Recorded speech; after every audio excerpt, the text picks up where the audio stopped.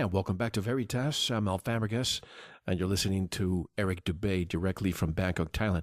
And you know, a lot of people write to me now that I've been discussing the flat earth for a while, and they ask me, so Mel, what's your take on aliens now that you talk about the flat earth?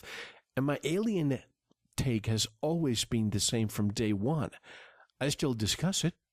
Does that mean that I believe it? Absolutely not. I don't believe anything. The reason why I discuss it is because I want to find out. And the more I find out, the more I realize, folks, and maybe this is the first time you're going to hear me say about this, even though there are plenty of people out there who say they have been abducted, who have taken trips on a ship, I'm still waiting for that trip myself. I haven't gotten it. So my question is, could this be? Because we never heard about aliens until probably, even though we had the Aurora event in the 1890s, and we have paintings from 1,000 years ago that show some anomalies in the air of flying chariots and even in the Bible. Maybe that's true. Maybe they come from a different world, but instead of another planet, what about from perhaps a different Earth or another puddle close to us? And they're tourists that are coming and they're allowed to show themselves, or maybe they're military machines to perpetuate this lie. And 1970s, that's when the whole Roswell thing came out, even though it was the 1940s. And maybe they're waiting for that other card. They had communism. They have terrorism, the boogeyman.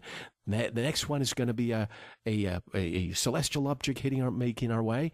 And the last card, according to Werner von Braun, will be the alien invasion, where they're going to unite all the militaries of the world.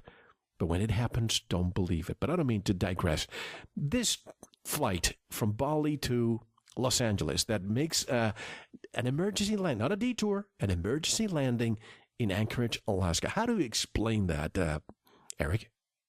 Yeah, they don't try to explain that because it doesn't make any sense on their map. But just like most Southern Hemisphere flights don't make any sense on the spherical map, they almost all come into the Northern Hemisphere, mostly very high into the Northern Hemisphere, before then dropping back down to the Southern Hemisphere to their other destination. Whereas if the Earth was really a ball the way they say it is, they should just stay on the exact same line of latitude in the Southern Hemisphere, and that would be the shortest trip from both points. Yet they don't do that. They make these stopover points way up in the Northern Hemisphere for no other reason than the fact that the Earth is flat, and that those are straight line paths going up through the Northern Hemisphere before then dropping back down to the Southern Hemisphere, because that is actually the straight line path, the closest, quickest path, and not the supposed path you're shown on a spinning ball Earth.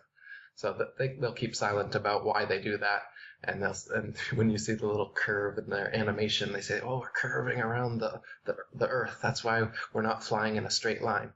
Now, the reason the plane makes that little curve as it does in the animations is because based on the fake maps that they're showing you, it has to be a curve, because on the flat map, the actual map, it would be a straight line, but they don't show you that map. And as for the aliens, it's similar to what I was saying about the getting a whistleblower to give you the information so that you'll believe the propaganda more. They have a supposed flying saucer crash, and then they bring out the first newsreel that says that it was people saw the flying saucer crash and alien bodies recovered. Whoa! Then the next day they cover it up and they say it was a weather balloon. Sorry about that. We misreported. And so the thesis, antithesis, and then synthesis result, the Hegelian dialectic. Right. They've given you both sides here. The synthesis result they want is that you actually believe that there were aliens, even though now you have no evidence of it whatsoever. And they've even come out and come against it, but first they came out for it. And then after that, then they bring out more whistleblowers, more hearsay, no physical evidence, but more people with supposed inside information to tell you that, yeah, it was true. Meanwhile, the official channels continue denying it, and that gives this mystery that Adam Weishaupt talked about. When you want to inculcate someone into a new worldview, you have to shroud it in mystery so that they always want a little bit more. And that's what they've done with aliens. They've turned it into this insatiable mystery and giving us little bite-sized pieces from their supposed insiders, all the while the official establishment denying denying it so that we think that it's this counterculture truth that's seeping through the cracks, and we want to be part of knowing about it. And so that's what aliens have been for the past 100 years almost. UFOs, there's military craft that look like flying saucers from the bottom, but look like a plane from the top. Yet, thousands of years ago, up until today, there are also, say, people in the Amazon who drink ayahuasca or take peyote and other natural substances, and they also talk about things very similar to aliens and UFOs, and they paint pictures of them, and they show flying saucers and beings getting out of them and interacting with them and giving them advanced knowledge of the plants and other things, of things that will happen and all this. But these are known to be interdimensional creatures, interdimensional phenomenon happening when you interact with these entheogens, these psychedelic plants. And the most powerful psychedelic on Earth is produced naturally in our pineal gland, in our third eyes, and it comes out when we sleep. And so dreams are actually a product of this. And so when people are asleep and then they're abducted by aliens and they have this experience that's so real to them and so unfamiliar, it very well could be an endogenous DMT burst causing these same kind of ayahuasca visions that the ayahuasqueros in Peru are seeing and know to be interdimensional beings. But if we've been fed this new propaganda that there's extraterrestrial aliens and physical UFOs, then we start to think that this phenomenon that's been known and talked about for thousands of years, of these star beings, these astral beings and astral travel that we're able to do, turns into physical space travel and Star Trek type stuff that they're trying to get us to believe in.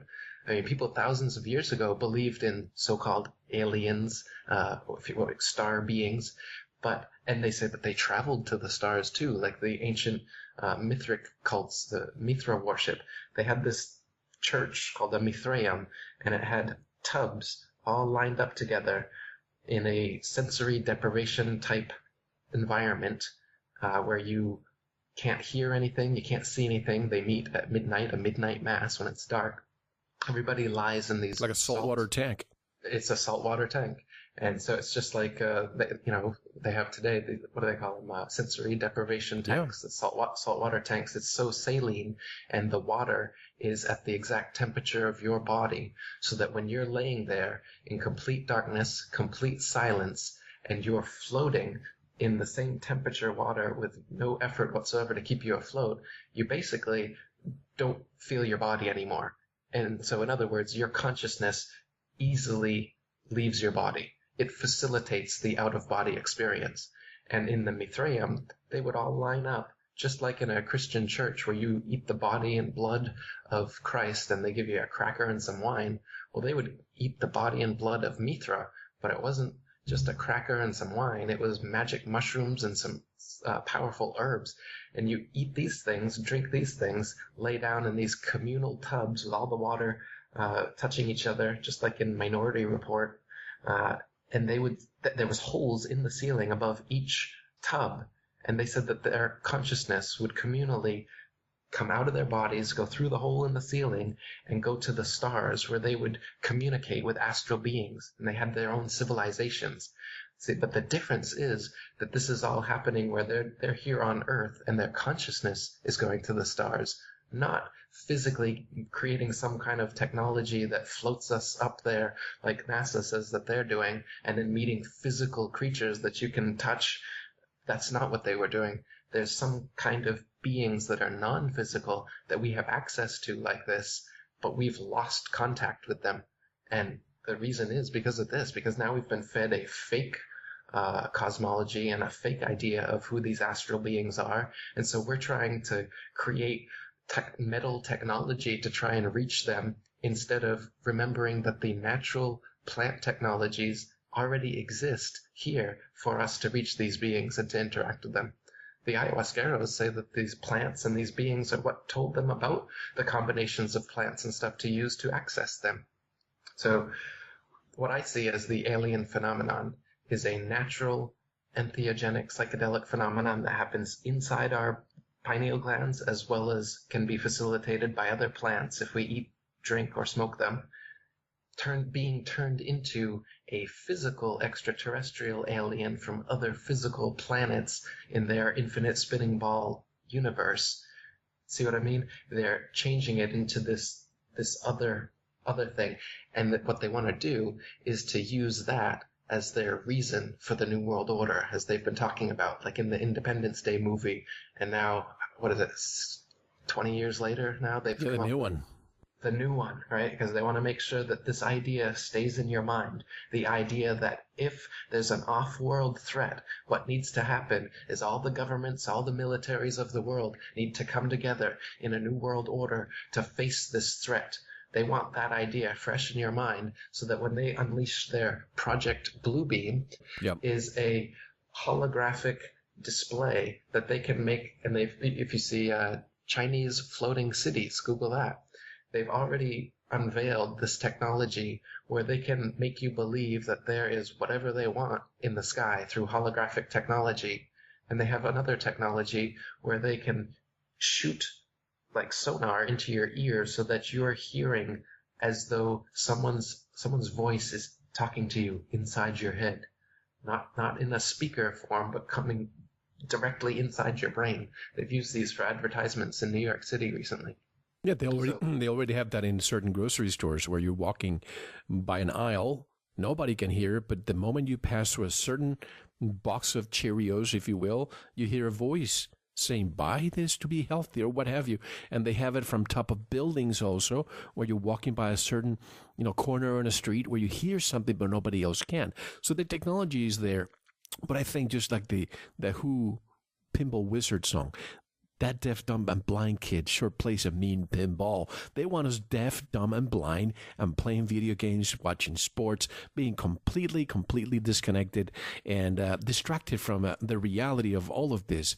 So, in your opinion, could by the way, all these plants that you're referring to, even marijuana, why would something that's natural, that was given to us, of course, I understand it has to be treated with respect, but to make it illegal, to outlaw that, it makes you wonder all the cures that, and I had Rick Simpson on the show the other day discussing everything that marijuana alone can cure. Imagine all the rest of the plants that are out there that are outlawed. But in your opinion, could the hollow earth be the control opposition on this topic? I remember a good friend of this show, Dr. Bruce Agnew, he was organizing an expedition to the North Pole to reach one of the entrances. What's your take on this hollow earth?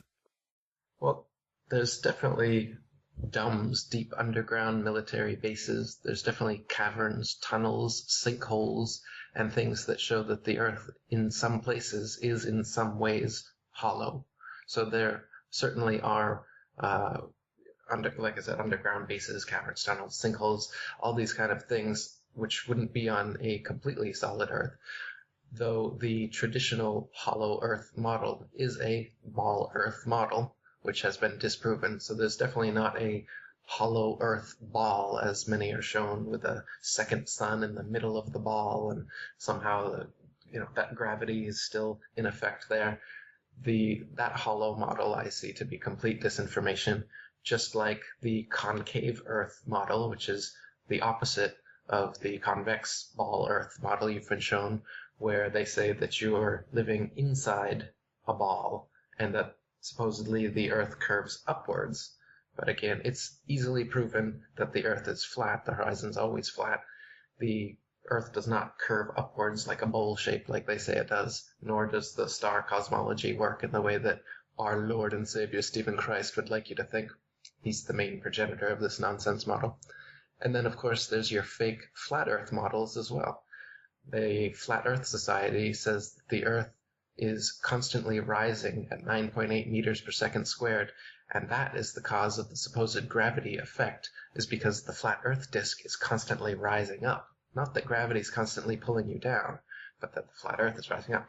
Now, of course, neither of these things are happening, as I told you, and it's just based on density. But when you present all of these alternative cosmologies, it muddies the water. It poisons the well. So people coming into alternative Earth cosmology, instead of having just the obvious flat, motionless Earth to choose from.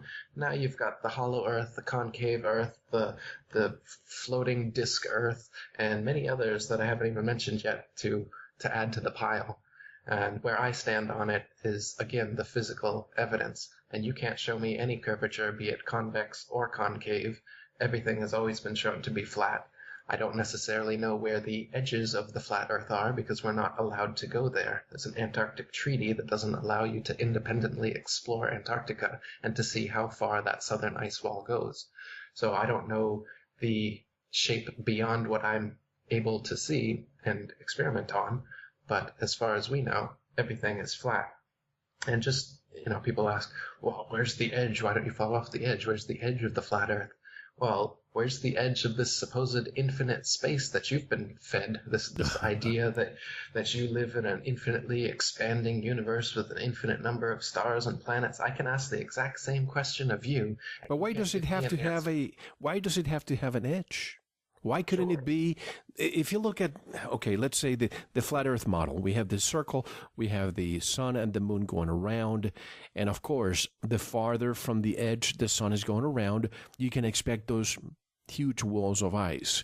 So wouldn't it be that the farther you go, there's going to be ice, but why couldn't there be, and this is just speculation on my part, other puddles everywhere else, circles? If you look, if you're able to go up 1,000,000 miles, as we're told that we can, perhaps we can see that we have more of these puddles everywhere.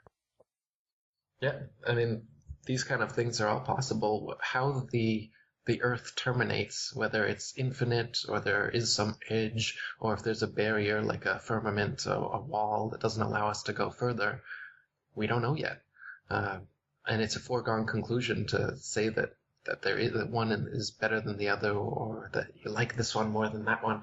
At this point, it's open to speculation, and I wish they'd let us go check, because I think they know. I think they know the answer, and they don't want us to find out for ourselves, and that's why the military enforced flight and ship restrictions in the Antarctic. They won't just allow any Joe Blow to go down to the Antarctic and peruse around. They don't even let big companies go there and exploit the resources. So there's something they're hiding there. Otherwise, they would certainly be down there mining and getting all the resources they could out of that place. But instead, they only allow very few government-funded scientific missions there. And there's a couple tourist photo ops that rich people are able to take. But again, you only go to where they want you to go. You go to their fake South Pole and come on back and see a couple penguins, and that's about it. If we had a over Unity device, and I've heard of people who have it, the reason why this is not becoming mainstream, this free energy device, I think more than fracturing the oil industry, what is the first thing that you would do, Eric? And I know I would. I used to be a pilot. If I'm able to have a craft that allows me to navigate with a bunch of supplies, that's the first thing I would do. I would try to find that edge. And I think that's why they don't want people, and they have militarized all these edges so that you don't go through. Mm-hmm. Yeah, they don't want you to go to as far south as you can go, and they don't want you to go as far north as you can go. They want us to stay in the middle area here. They are the Lord of the Rings, ruling from the mountaintop in the center of the earth, and they keep us in the middle rings, in Middle Earth. They control the outer rings and the inner ring, the North Pole and the southern circumference, so-called South Pole. If you look at any documentary of the South Pole or the North Pole, and you look at it with a keen eye for physical evidence, as I've been recommending people do, you'll notice that there's no physical evidence that you are actually at the North Pole or the South Pole in any of these documentaries. For example, you look at a North Pole documentary, and it will always show a couple guys on some ice somewhere with a GPS device that's going 89.3, 89.4 until they get to 90 degrees, and then they start cheering, and it looks exactly like everywhere else on this ice-covered plateau that they are, and they say, we're here, this is the geographic North Pole. Geographic, not magnetic, because they never take out a compass and prove that they are at the magnetic North Pole. Instead, they say that, the magnetic North Pole constantly moves. apparently it constantly moves so much that they can't ever show us an example of walking in a circle around it to show that they actually are at the magnetic North Pole. Because if you were, you could walk in a circle and north would always point towards that middle point of the North Pole as you walked in a circle. Similarly, at the South Pole, where they put their ceremonial ball and say that the actual pole is a few hundred meters away, apparently, well, you should be able to take a compass, find where that point is, walk in a circle, and north should always be pointing away from that little pole in the ground. But they don't want you to do that, nor will they show you stars. If we were actually at the North Pole in their little documentary, they should be able to point the camera straight up using a sextant 90 degrees, and Polaris should be right above their position, and they should be able to show all the constellations around it in the way that they should be from that point of view. But you'll never see that.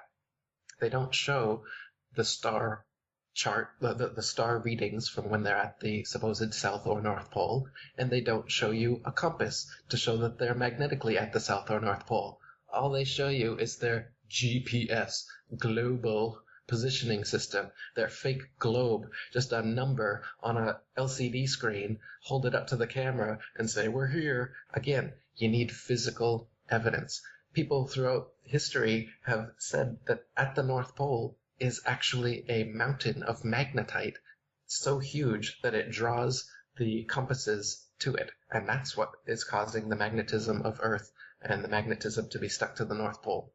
Well, that's a very interesting claim, and if you look into the history of that claim, it's been claimed so for thousands of years up until modern day, when a few Freemasons claim to have gone to the North and South Poles and say that, there's nothing really there, it's just a lot of ice, and it's not worth you even bothering to try and go there. Yet if you look at ancient people, they said that at the North Pole was heaven. They said it was Eden. They said that's where paradise is. The most ancient account of the North Pole is by a guy named Pythias, and he said that as he approached the North Pole, it became the land, water, and air became one substance, like a gel, like a jellyfish, and that he couldn't pass it anymore, and that it was just like all the elements became into one. That's an interesting claim. Another claim from around 500 years ago was that explorers went there and the nails from their ships shot out of their wooden ships towards this mountain of magnetite, and it was drawing them into it. So there's claims like that, and we can't fly over the North Pole. They have polar routes near the North Pole that they go over, but they don't allow people to fly directly over it, which again, I wonder, based on these accounts of something is pulling these magnets to it, there could be something to these accounts, and they don't want you to go to either place to figure it out for yourself. So they just give us platitudes, they give us documentaries of nothingness to make us believe that, it's already been discovered, you don't need to see the center of the Earth, which is the North Pole, and you don't need to see the edges of the Earth, the southern circumference, which they call the South Pole, because we've already explored it, and it's just really cold, there's nothing there, and nothing of importance to humanity. So they're keeping us away from both of the so-called poles. The only real pole, by the way, is the North Pole. The magnetism of the actual flat Earth is like that of a ring magnet in loudspeakers, where the monopole is the north, right in the middle, and then the South Pole is every point along the outer circumference. And east and west in this type of cosmology is a circle. East and west is not a straight line. North is the center, south is everywhere along the circumference, and east and west are circles, clockwise and counterclockwise. Is going clockwise and counterclockwise, right? That's right. Now, they tell us, though, that the magnetism of their spinning ball Earth is caused by a molten lava metal core, which, because it's constantly moving, causes the magnetic poles, which somehow form at the surface and cause magnet needles to point towards it, constantly moves, and that's the reason that they can't pin it down and show us where the actual pole is. So it's a convenient excuse based on no physical evidence. Once again, there is no magnet in existence like this, where it has some sort of molten metal core and it causes a dipolar magnetism to happen on the outside of the sphere. There is no magnet like that. So they're giving you once again a fake science, a fake magnetism to explain their ball Earth, in lieu of actual science in the kind of that we see and experience every day here, where you hold a compass flat and it points north and south at the same time, as it only could on a flat Earth. If you were on a ball Earth, you wouldn't ever actually be pointing north, would you? Because you'd be under that ball somewhere. You'd be lower than it, and the north would be pointing off into space, and the south would be pointing off into space behind you. And so the actual magnetism of Earth, the way a compass actually works, only works on a flat plane, just like many other things we've been discussing here. So two things that people bring to my attention, including at this conference that I attended a few weeks ago. And some of the speakers said, hey, listen, I don't want to discuss it because I still don't understand lunar eclipses. How can you explain a lunar eclipse then? So they give you the explanation that a lunar eclipse happens because the sun, earth, and moon all line up like 3 billiard balls in a 180-degree straight line syzygy, so that the shadow of the ball earth cast from the sun falls perfectly on the moon. And they say that is a proof that the earth is a ball because of that shadow of the earth. Yet, again, think about it for a second. There's no proof that that is actually the shadow of the earth.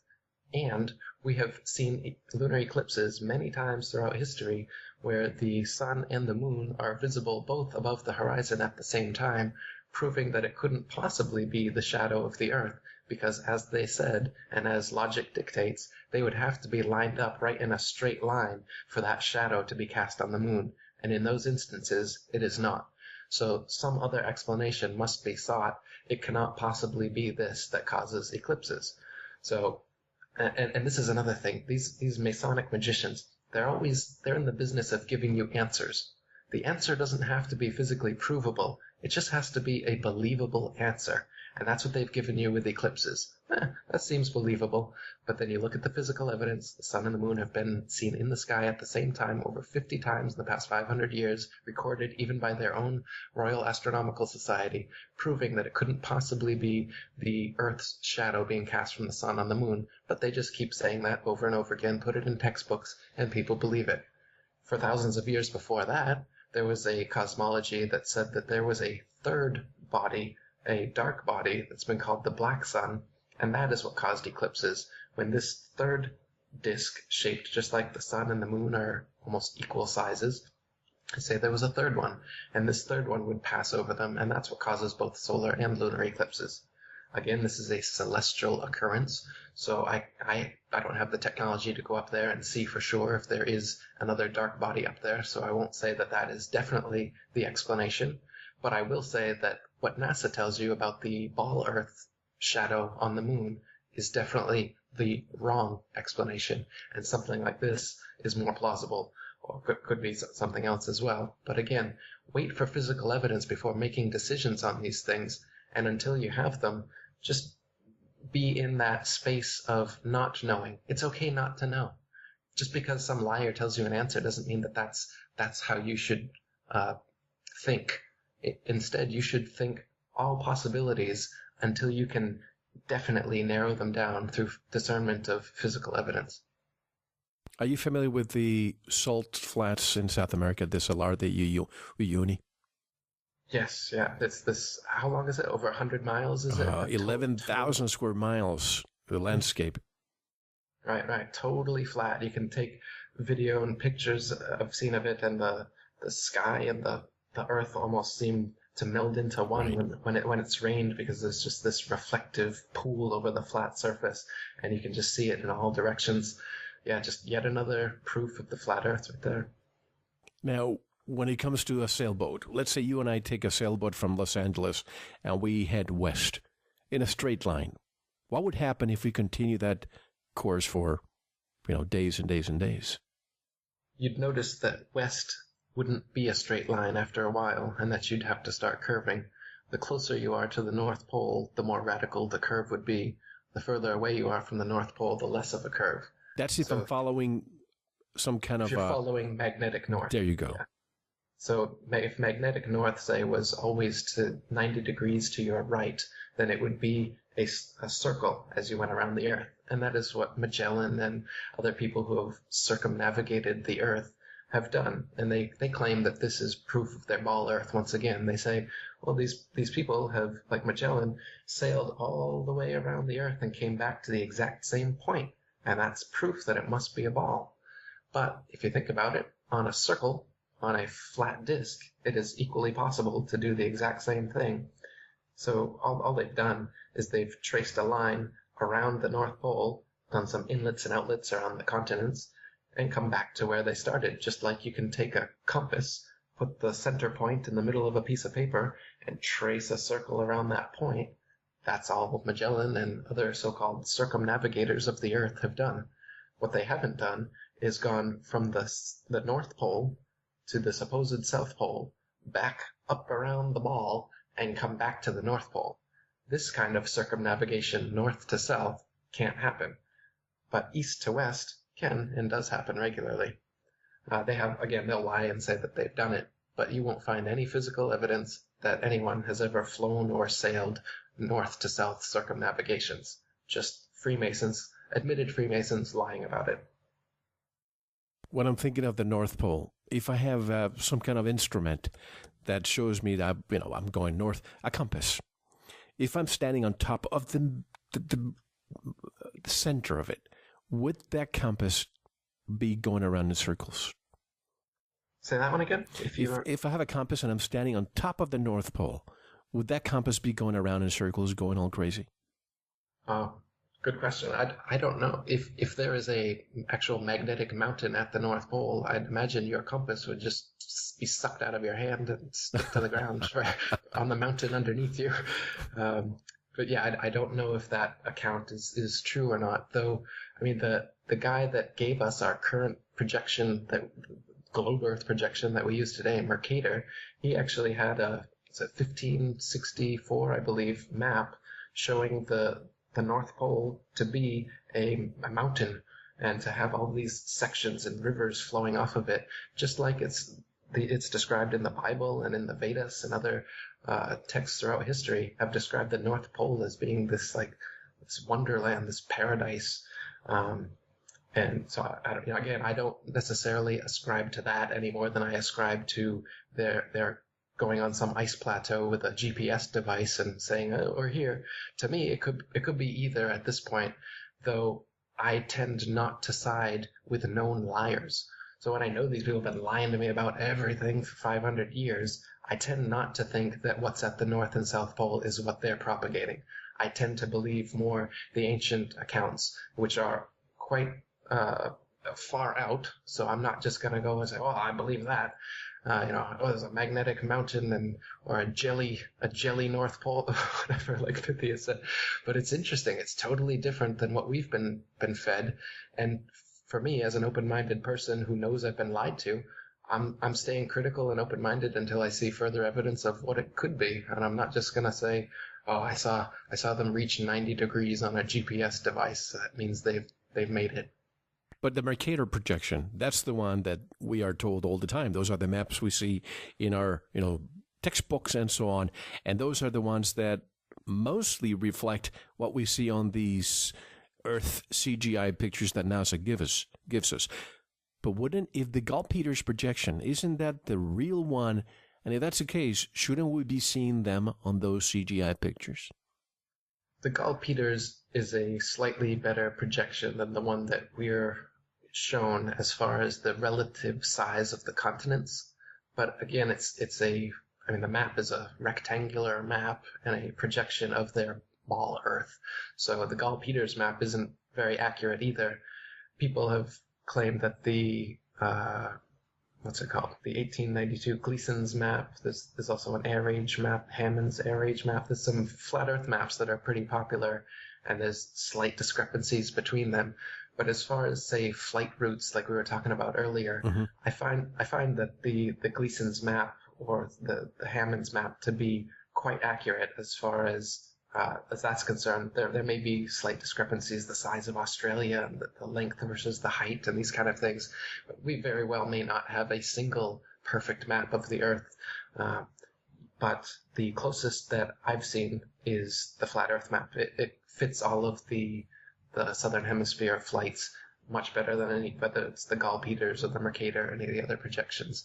It just doesn't make any sense that they would, for instance, on a flight from South Africa to Australia, go all the way up into the northern hemisphere before coming back down, when you could just make a straight shot, whether it's Mercator or Gall-Peters.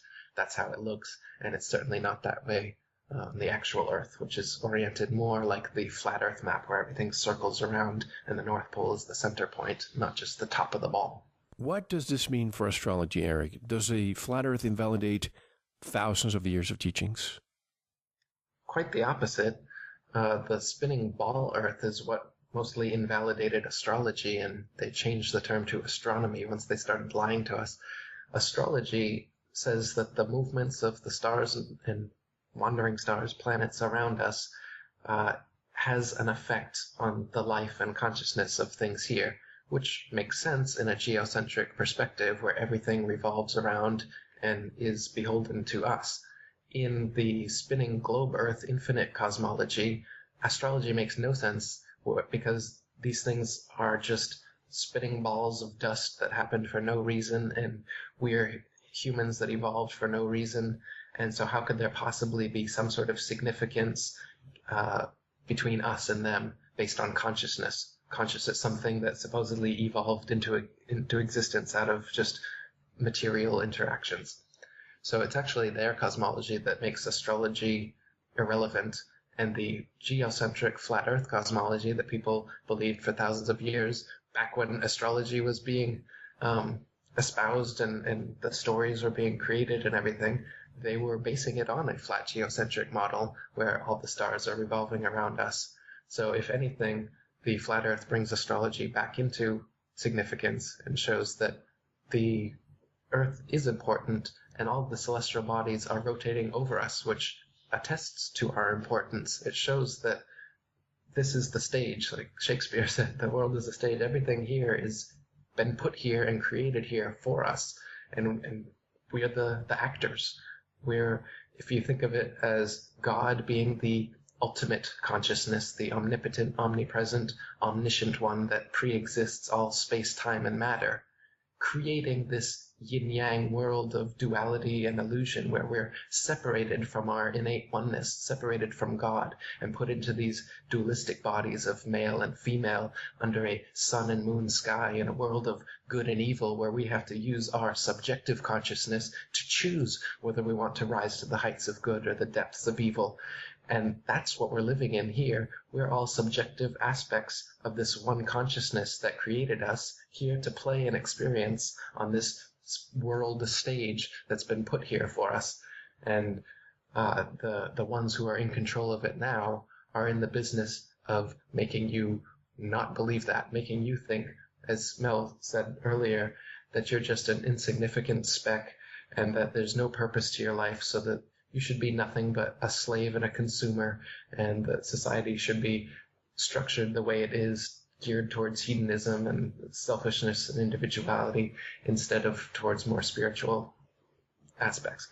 And of course they use religion to control spirituality, to put it into dogmatic boxes, so that they say you must choose one of our religions that we feed you. If you don't believe our atheistic, nihilistic cosmology, the whole spinning ball nonsense, and you still are clinging on to this notion of intelligent design, well, here's Brahma, here's Jesus, here's Muhammad, here's any number of supposed avatars of God that we can get you to believe in, and then box you into this section so that you won't actually use your own mind, your own critical thinking, and evolve that throughout your life, evolve your own spiritual understanding. We want to keep you in this little box, right? If you fall out of the NASA box, we'll catch you in the Islam, Judeo, Christian, Buddhist, Hindu, whatever, one of these other boxes to bring you in. So it's, as you said, controlling the opposition. They've got every side covered. So no matter where you go to for truth, they're already controlling that like a gatekeeper, so that you don't get to the reality. So I recommend don't look anywhere, really. Just figure it out yourself. No religion has the answer. NASA doesn't have the answer. I don't have the answers. Mel doesn't have the answers. You've got the answers. And it's your responsibility throughout your entire lifetime to not accept some dogmatic explanation or someone else's hearsay, and instead to evolve your own understanding every day as you become smarter and smarter, as you use your own intuition and discernment to figure out the world around you. And that's your religion. That's your worldview. That's your spirituality. Call it what you want, but it's your responsibility to do that. And when you give it up to anyone else, no matter how good intentioned they are, even Jesus or Buddha or whoever it is, that's just their experience. That's not yours. Sure, read them. Sure, learn from them. But to take on someone else's experience or someone else's religion and to say, I am this, I am Muslim, and now suddenly you have to do what all other Muslims do and what is written in this one book. Now suddenly your life has just become a narrow, tiny little box, and all thought and action must come from one book, the Bible or whatever it is. There's millions of great books out there. How can you possibly take one and say, this one, I like this one. I'm going to say that all the answers to all of life's questions, no matter what you ask me, I can find the answer in this little black book. What do you want to know? What do you want to know? And then you open up a section. You say, well, it says right here, Matthew 7:24, some symbolic, metaphorical parable that I can twist to be whatever it is I say I want it to be. And there you go. There's the answer. And then people start living their lives this way. Instead of using their own brain and their own critical thinking, they just start using ancient metaphors and say, look, this proves whatever. The Bible can prove anything you want it to. There's passages of it that say that the animals were created before Adam and Eve, and there's passages that say Adam and Eve were created before the animals.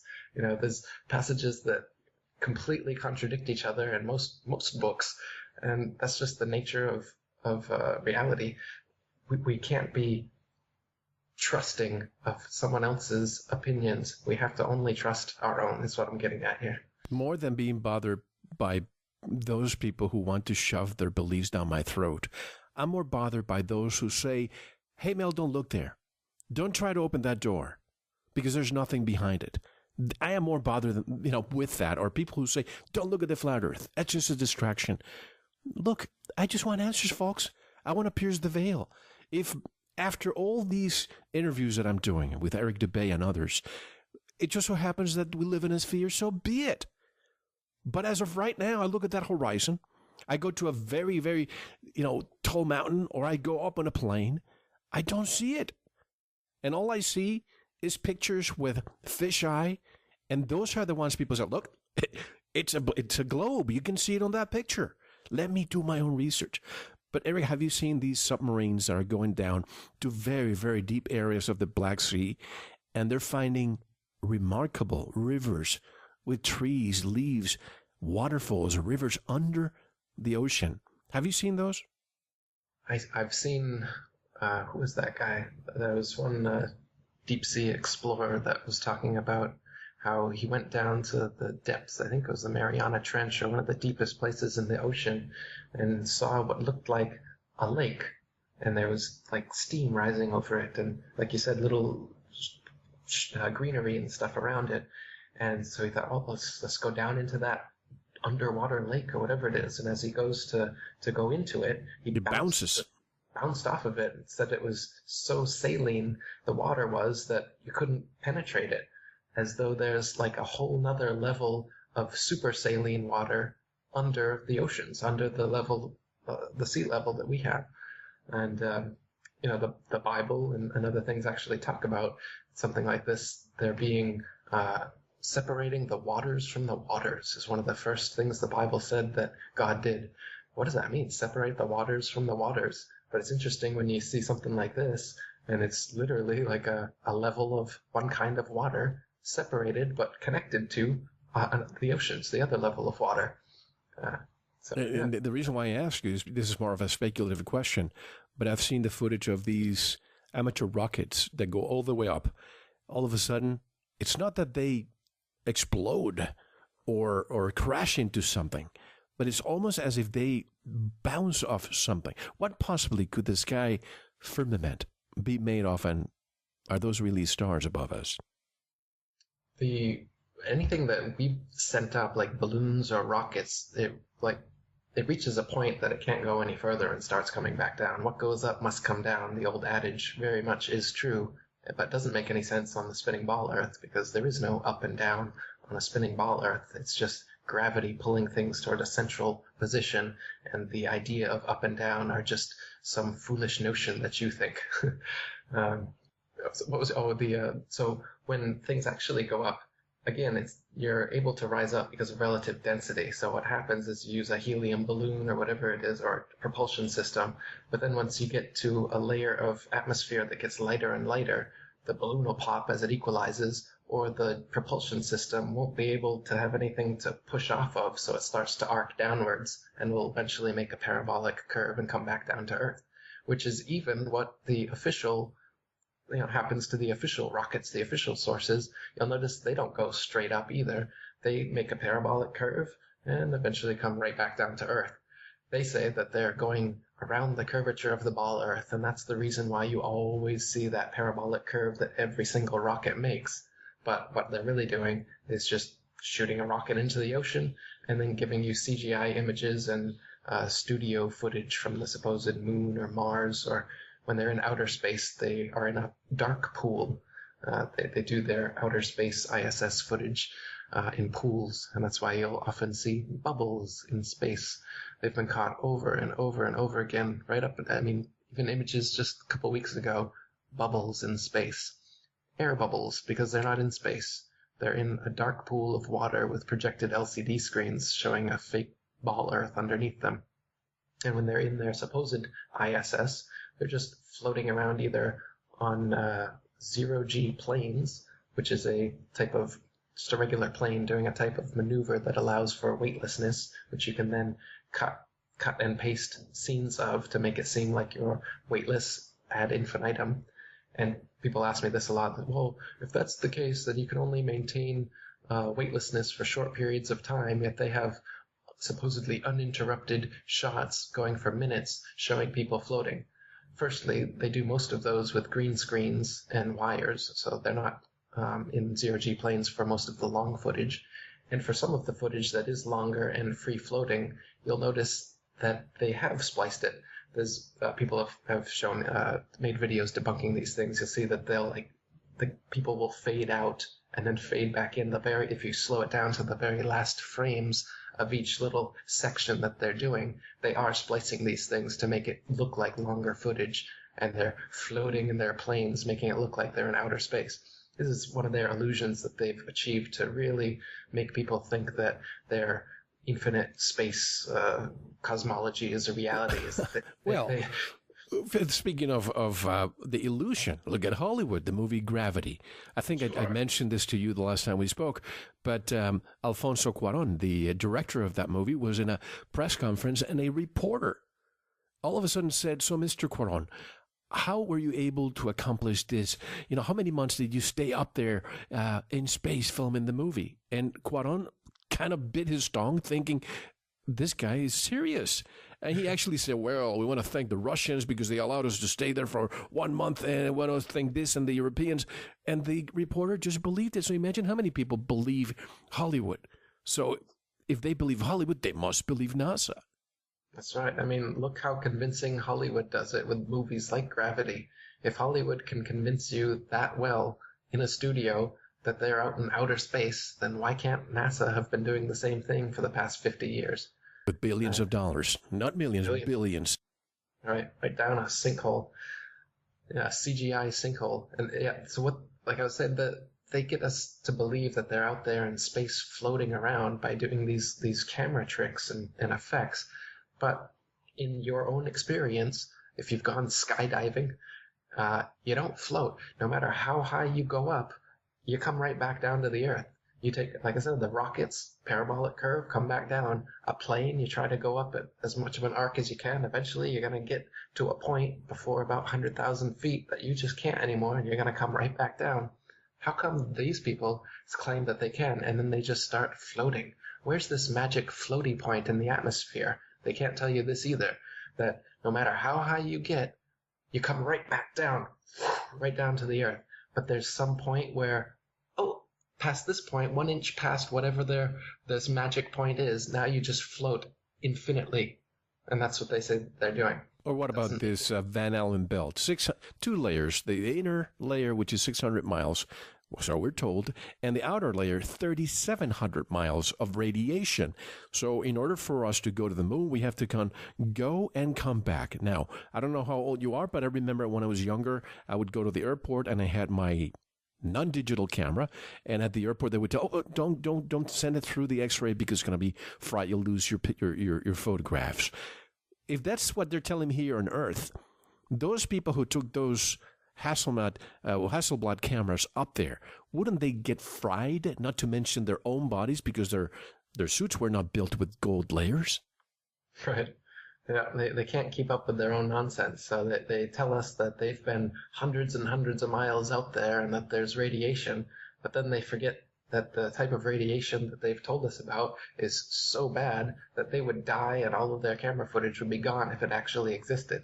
So then when you call them on that, then the astronauts and awe their way through it and say, well, I heard that there was radiation, but we didn't really experience anything, except when you close your eyes, we see little specks of light, and those are actually radiation specks.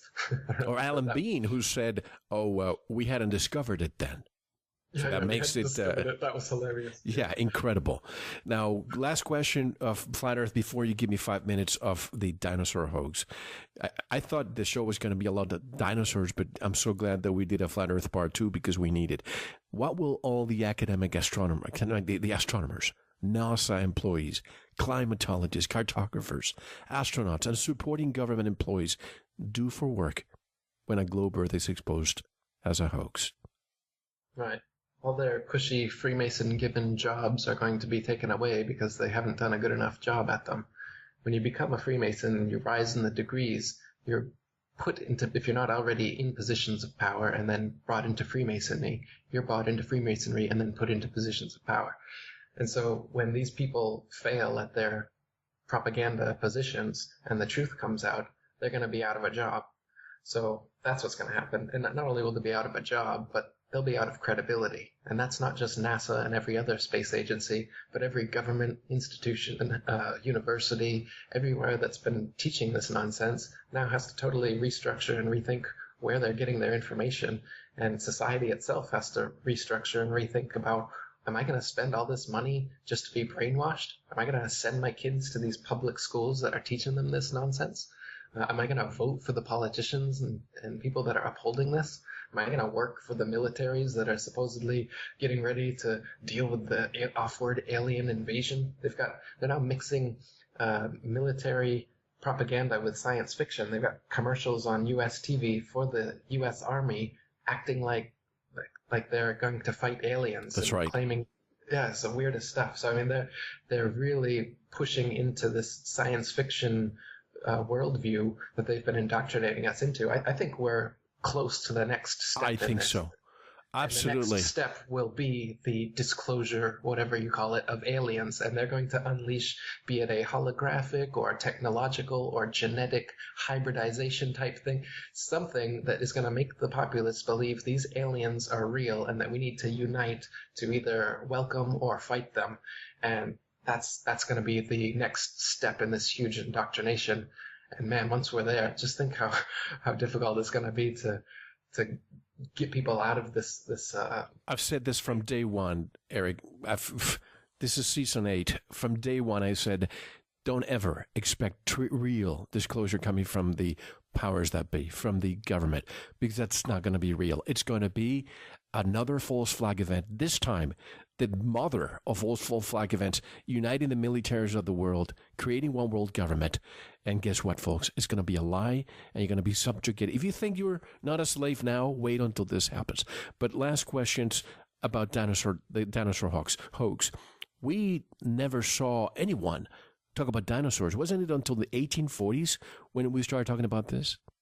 That's right. The person that coined the phrase dinosauria, the terminology for what these things supposedly are, was a knighted man. What's his name? Sir Richard Adams in 1842. And Owen? Got Richard Owen. Is that right? Richard Owens. Yeah. And you didn't have all the cultures and around the world before this time, nobody's making these dinosaur discoveries that were supposedly found shortly thereafter. But once this idea came up that there was dinosaurs and that these were the missing link that they had in Darwinian evolution, oh, well, it just suddenly appears, and appears over and over again, as consistently done so for the past 150 years, to the point that now we've got huge museums full of fake bones Propagandizing. propagandizing the idea that these things actually existed, when if they did, they should have been known to all cultures throughout all civilization forever, and we should be tripping over them and digging them up ourselves, not just having them behind lock key from vested, interested parties, and only since the idea of evolution was created. That points to a hoax, and many of these supposed dinosaurs have actually been proven to be a hoax. Two of the guys that created most of the dinosaurs that we know today, Edward Drinker Cope and Oswald Marsh, something along these lines, they were said to have discovered hundreds of species of dinosaurs and hundreds of bones, yet even in their time, many hundreds of their supposed discoveries were outed as frauds, and only a minority of the supposed discoveries that these two men made are still said to be true, even though the majority of the supposed dinosaur finds, including the very first ones that were ever made, have been proven to be false. The very first dinosaur that came out, it's called a Trachodon, which means a toothosaurus, and all they found was 3 teeth. They found 3 unidentified teeth, and this is what they based the entire animal on. And since then, it hasn't gotten much better. The supposed physical evidence that they're building these dinosaurs off are something like a thigh bone and an arm bone, and they don't know what it is, and then they've reconstructed the skull, the skin, you name it, the whole thing. They've created all these things for kids to make them think that they know exactly what these creatures look like. Yet it's been exposed over and over again that the bones of a brontosaurus's neck strangely coincide with the bones of a giraffe, and the bones of some of these deep-sea dinosaurs strangely look exactly like the bones of a blue whale. And so a lot of what they've even admitted to doing, some of these people, is that they're mixing bones of actual animals that existed and creating these fake dinosaurs in structures that couldn't possibly exist. A lot of the exhibits have to use wires to hold up the heads and the tails and the arms and everything, because they would be completely crushed under their own weight. The Tyrannosaurus rex, for instance, the weight of all of its mass wouldn't be able to hold on its tiny little knee joints, and the way that it's forward, the front part of its body doesn't counteract the tail. It's way heavier than the tail would be, and so they wouldn't be able to physically move around that way.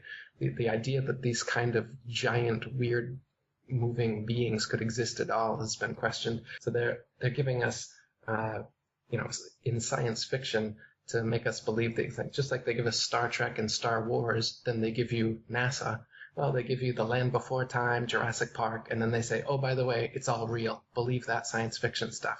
But we're told that the Earth was much smaller and gravity was less powerful, and that's why these very heavy creatures could inhabit the Earth at that time. But what about, they keep bringing these alleged bones out, but they never bring out, and as a matter of fact, I've heard that the Smithsonian has removed any evidence directed at giants. And even years ago, I keep talking about this all the time, years ago, one of our listeners, his father lives in Iran, and at the time there was an earthquake in Iran, in the south part, I believe it was, and a whole city was unearthed, almost like, a city, and they started seeing these bones, and they found out that there were 9 feet tall women. And nobody wants to talk about this ever. Giants walking the earth. Right. This is the reality that's being covered up. A lot of these actual big bones certainly could be from giants, and people have sent giant skeletons to the Smithsonian and National Geographic only to have them completely disappear. Yep. There's even been accounts from Smithsonian employees saying they've seen them dumping these bones into the ocean to get rid of them. So to this day, There's been hundreds and hundreds of accounts of human giant skeletons being dug up all over the world for thousands of years, and there is physical evidence still in existence of these things, just like there isn't of dinosaurs. Dinosaurs haven't been discovered for thousands of years, and you can't see dinosaur bones. They won't let you see them, whereas these giant bones do exist, but there's a concentrated effort to cover this up. And anyone that gives their giant bones to Smithsonian or whatever finds them gone. If you call up the Smithsonian today, they'll say that they have never found a human giant skeleton and that such a thing doesn't exist. Now, again, this is huge, and I believe this to be part of what the dinosaur thing is covering up, is that there is a legitimate giant human being phenomenon, so that there would be giant bones of unknown origin. And then when they find them, an easy way to cover it up is to say that it's this dinosaur, and that fits their little evolution gap that they've been looking for. But in reality, we have midgets like hobbits, we have giants like the orcs, and we have us humans in the middle here. The world is much like the Middle Ages, the Lord of the Rings, in the sense that there really are these different size of people that have been created. The Homo florescensis in Indonesia. Giant human beings still exist. There are 8 and 9, almost 9 feet tall people that still exist now. And there's, like I said, there's accounts of living giant beings as soon as only 500 years ago, when the Spanish explorers first came to the Americas. They were well known to the Native Americans and Mexicans. They have many accounts. All over America, there's been burial mounds of skeletons dug up, and you can see newspaper articles from the 1800s, early 1900s, up until modern day, where they're finding these giant skeletons, but then when you look for them in a museum or somewhere shortly after, they're gone. These things are swept under the carpet as quickly as they're found, but if you look into them, there's plenty of evidence for giant human beings having existed, unlike the spacious evidence for supposed dinosaurs ever having existed. They don't want us to know our real history, because once we know our past, we know who we are and we know our future. Whether we live on a flat earth or not, I've come to the conclusion that we live on a Truman Show style reality. We accept, not we, but most people accept the reality of the world which we are presented. It's as simple as that. Eric Dubay, once again, another great show. How can people get in touch with your work? Buy your books? AtlanteanConspiracy.com.